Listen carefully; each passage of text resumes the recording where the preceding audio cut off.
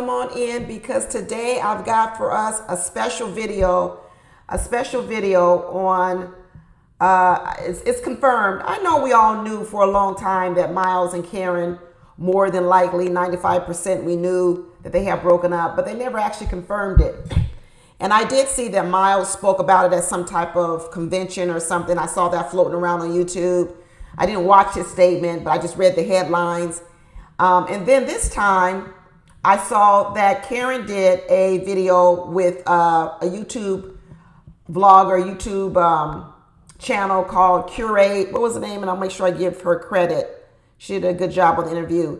Curate for Women Network. She did, and it was with a young lady named Victoria Armstrong. She did an interview with Karen, and they talked about the divorce, wrapped around with also talking about some other things going on in Karen's life, a cookbook and different things like that. But it was the first time we heard from Karen. Well, let me say me. It was the first time I really heard from Karen in quite a while concerning their marriage, and she confirmed that they're not together. She didn't say exactly when they broke up, but she did confirm they're not together, and she was really brokenhearted over it. She was really, really brokenhearted over it, and based on what I learned from her, it looks like Miles was the one that left the relationship. She wasn't the one that wanted to leave the relationship. She wasn't the one that wanted the divorce. It was Miles. Miles was the one who she feels walked out on her. She says she feels bamboozled.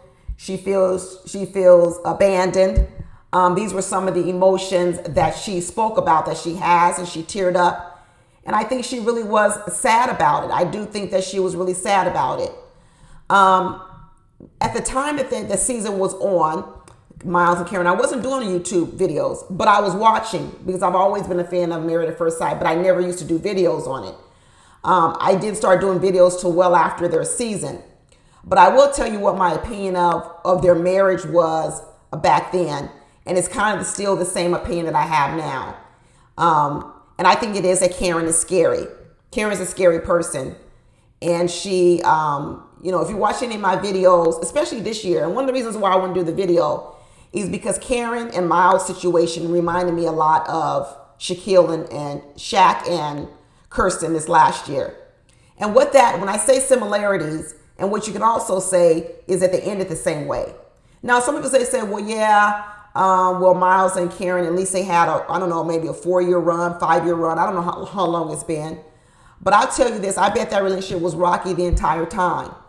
Because what we learned from Shaq and Kirsten, what we learned from Clint and Gina, and what we learned from Miles and Karen is that it is hard. It is hard to recover from negative first impressions and initial rejection. The type of rejection that Miles went through at first with Karen is the same type of rejection that Shaq went through with Kirsten. The difference between Shaq and Kirsten and Miles and Karen is that Shaq had the courage to say no to Kirsten up front on decision day. He had the courage to say no, even though he had started to see some signs of glimmer of hope from Kirsten that maybe she was coming around. The problem that Shaq had with Kirsten is that it happened from the very beginning. It's almost like a person who leaves a man over cheating. Once the trust has been broken, once you don't trust the person with your heart, once you know that they've already trampled over your heart, even though they've now come back around, said they're sorry, and they're trying to make up for it, it's hard for you to forget how they made you feel. And that's hard to recover from. And I think what Shaq did with Kirsten was he said, you know what, I'm going to say no on decision day, and that's going to be the end of it. And I think that they're done with, because I've seen on some other show, Crystal XO, I heard that Kirsten is actually giving away her wedding dress. So I'm pretty sure that means they're not going to be getting back together, because most people don't give away their wedding dress so soon if the marriage is still wonderful and lovely and you keep wanting to remember the moment. You want to hold on to that wedding dress. But I think what happened to Karen and Miles is more than likely they had a lot of struggles in their marriage from the very beginning. Because I think one of the problems is that Miles really never got over the rejection of Karen. Now, when I say Karen is scary, it's the same thing I said about Kirsten. They're scary. They're scary in relationships. There's a lot of people who are scary in relationships. And what they do initially in relationships is they overpick. They nitpick on stuff. They come up with reasons why they may not like you. One of the things that Karen latched on to early on was that, oh, he's younger than me. Remember, she cried over that. The next thing she picked on was because the producers, it was slimy. It was definitely slimy, where they sent the name of Miles to her best friend or best girlfriend. And then next thing you know, the best girlfriend told Karen who she was going to be getting married to. And as Karen said, you know, the black community in Louisiana or New Orleans is really small. So she already knew who Miles was. She said names were already floating around in the community. And so she became concerned because she had heard things about Miles. And people were saying, watch out for this, watch out for that, watch out for this. Well, guess what happened? She's a scary person already. So imagine this. You're already a scary person in dating. And then you start hearing these little things. You don't know if they're true or not, but you go into the marriage scary. Then what happens is once you get to the marriage, you're nitpicking on stuff. Oh, you know, you're too young. Oh, I don't like this mannerism. Oh, I don't like this. Karen had 1,000,001 reasons of why Miles started off 10 feet in the ground. He didn't start at base level and have to make mistakes and then she point out the mistakes. No, she already came in the marriage already nitpicking. And what does this remind you of? It reminds you of Kirsten. It's the same thing Kirsten did. Kirsten was nitpicking her new husband before she even saw her new husband. She already had warned us that she was going to pick on stuff about her new husband. And then she voiced it to her new husband. And it's the same thing Karen did. But here's the thing about scary people. Scary people don't stay scared all the time. They really don't. They eventually come around. A lot of scary people come around. But what they practice in the beginning of relationships is nitpicking because they're afraid. And they're pointing out all the dangers, the possible dangers. And they're summing it all up and said, oh, this is why I can't trust you with my heart. They're coming up with a whole plethora, list of things of why they won't be able to trust you with their heart. And then what they do is they make it your job. They make it your job to prove to them that you're not this big bad wolf that they've made you out to be at the beginning, that you're none of those things. So in the beginning of the relationship, you work hard for them because you're like, I can't believe you think this about me. I can't believe you don't trust me. I can't believe you're holding things against me that someone else said. So in the beginning of the relationship, they make you work hard for their love. They make you work hard for accepting them. Now, when you're dealing with a person who might already be suffering for some level mental illness or low self-esteem or different things, which we knew Miles initially was suffering from, this takes a toll on those people. It took a toll on Shaq. It took a toll on Miles, right? So then what happens is you progress later on down the relationship, and then guess what? The scary people are now starting to feel comfortable. They're starting to feel comfortable because you've been bending over backwards to make them feel comfortable. You've been doing all these things, walking on eggshells, not crossing their boundaries, following all their rules, doing everything you need to do because you want to be accepted by them, you want to be loved by them, and you don't want to be seen as this big bad wolf in the relationship. So you do all this extra work. And then the scary person gets to sit back in their cocoon, in their little box, feel safe and secure. They never have to come out on the ledge. They never have to take any risk because what they want you to do is they want you to minimize all their risks. They want you to do most of the changing so they don't have to do anything because they're scary people. So then what happens? After a while, guess what? The scary people feel good. Kirsten started feeling good after a while. She started feeling like, I feel good now. I feel good now. We might can make this work, Shaq. Same thing that Karen did to Miles. We all saw it. At decision day, Miles didn't even know if he was going to say yes to Karen. I don't even know if on decision day, I don't think they did. I don't even know if Karen had even slept with Miles. She barely wanted to hold his hand. She barely wanted to kiss him on the cheek. She barely wanted to spend time with him. But I remember going back and watching a video after the series had aired, and they had a joint YouTube channel, and Karen was all over Miles. All over him. At first I thought, does she only like him now because all the women like Miles and now she's being protective and she's like, don't be coming for my man. I remember her saying that a couple of times. He's a married man. Don't be coming for him. And people were like, girl, you didn't even want him 2 months ago. You didn't even want him because she didn't want him because she was scared.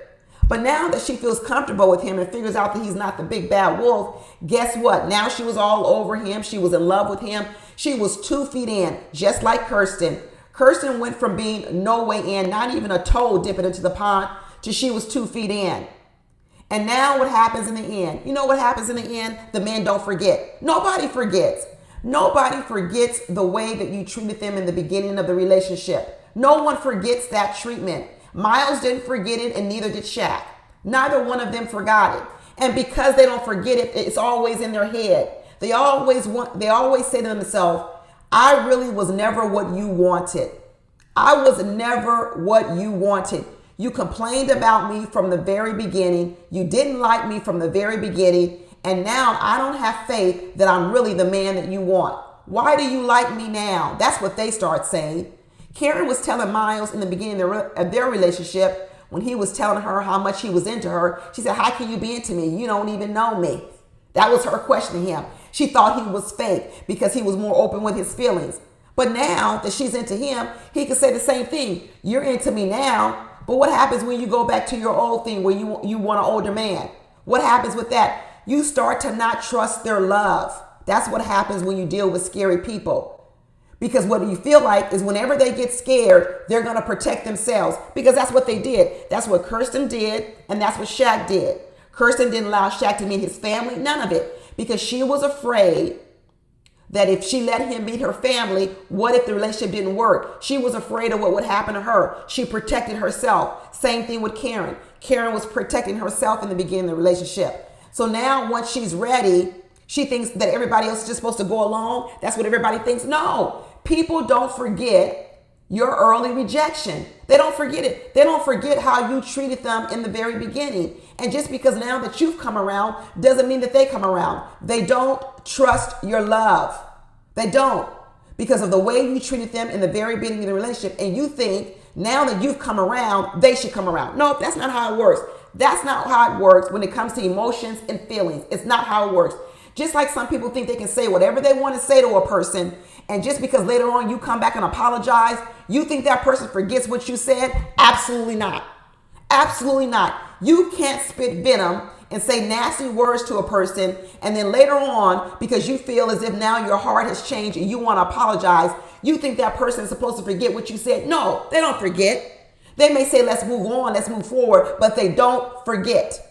They may forgive you enough to move on, but they don't completely forget. It's hard to forget when someone has done wrong to you. It's hard to forget it. Karen tries to make us believe that when everybody was minimizing her in the comments, that she's not this person. And that's what I say about scary people. Maybe in their heart, they're not that person, because what they're saying is, once you get to know me, once you suffer through all of my being hard on you, and the real soft side of me starts coming out, that's who I really am. No, you're actually a combination of both. That's why Karen's name was Killer K. How do you get the name Killer K if you're not a killer at some point in your relationship? What her friends are telling her, what everybody is saying in Killer K, is that you're hard on people in the beginning. You are. But as time goes on, you may soften up, your heart may open. But the damage you do being Killer K in the beginning, you expect everybody to get over that. They don't. And knowing Miles, because when we saw Miles on the show, I mean, man, I tell you, his self-esteem wasn't all that great. It really wasn't. I imagine that over time, Miles increased his self-esteem. I imagine that after Married at First Sight and everybody kept really pumping up Miles and telling him how great he was, I imagine that his self-esteem improved. I imagine that as Miles moved up in his career, and he started progressing and started getting promotions on his job, then guess what? His self-esteem went up. And what happens when your self-esteem goes up, but you're with a woman who you knew treated you poorly in the beginning? You start to think, I want something different. I want something more. And here's the thing about scary people. They're just not scared at a moment in time. They're scared at all times. Anytime you encounter something new in the relationship, guess where they're going to be? Scared. They're going to be stuck. You're going to always have to pull them along.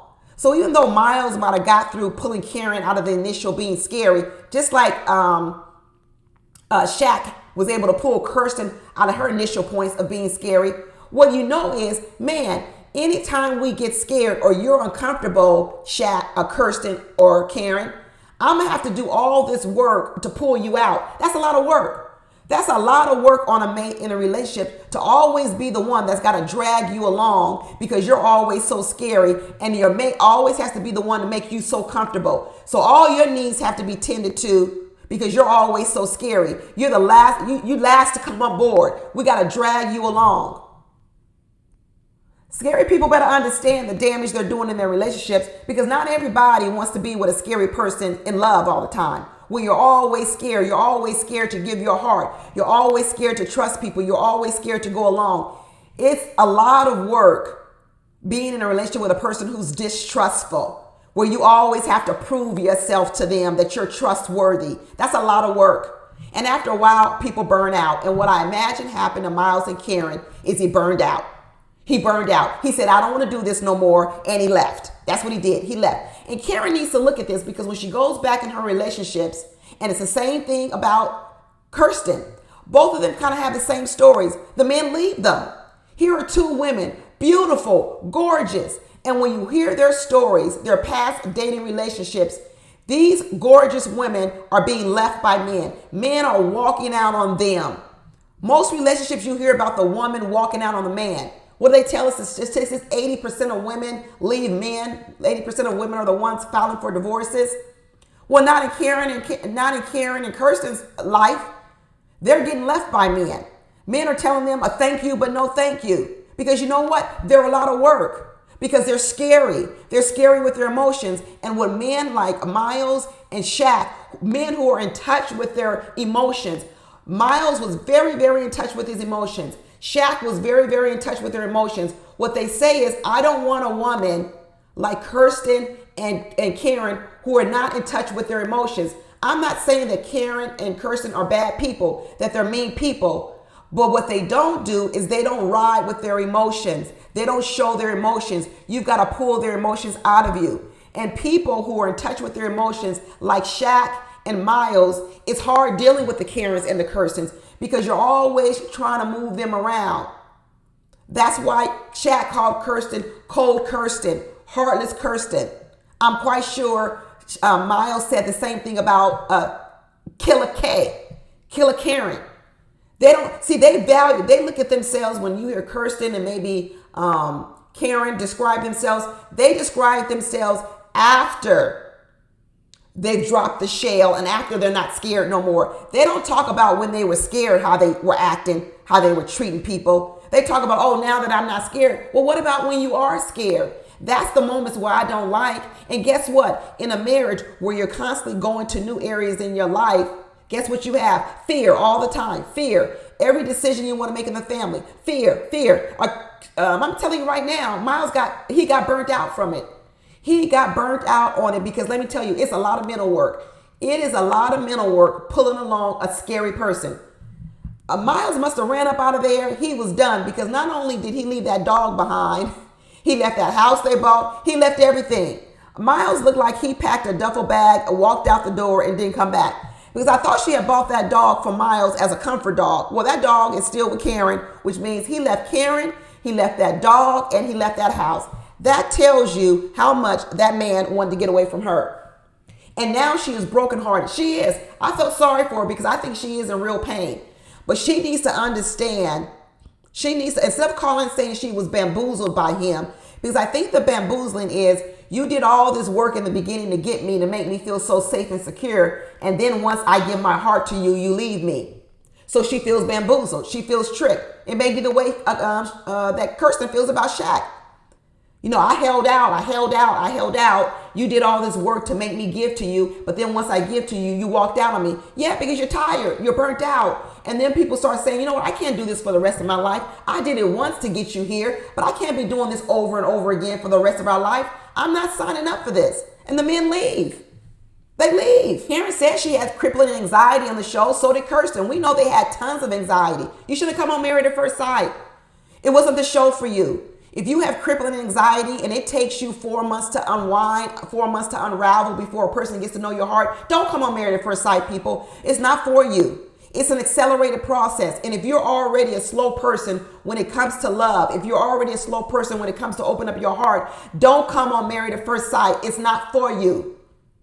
Because otherwise you're going to keep ending up like Kirsten and Karen. That's who you're going to end up like. You're going to end up like Kirsten and Karen. Because even when people do all the work to get you to open up, guess what they remember? They remember how you treated them in the beginning. They remember how you put them down in the beginning. They remember how you were overly critical of the beginning. They remember how you were nitpicking on them in the beginning, and they don't forget it. They don't trust your love. And they're very cautious at really opening up to you because they never know when you're going to go back to that old Karen.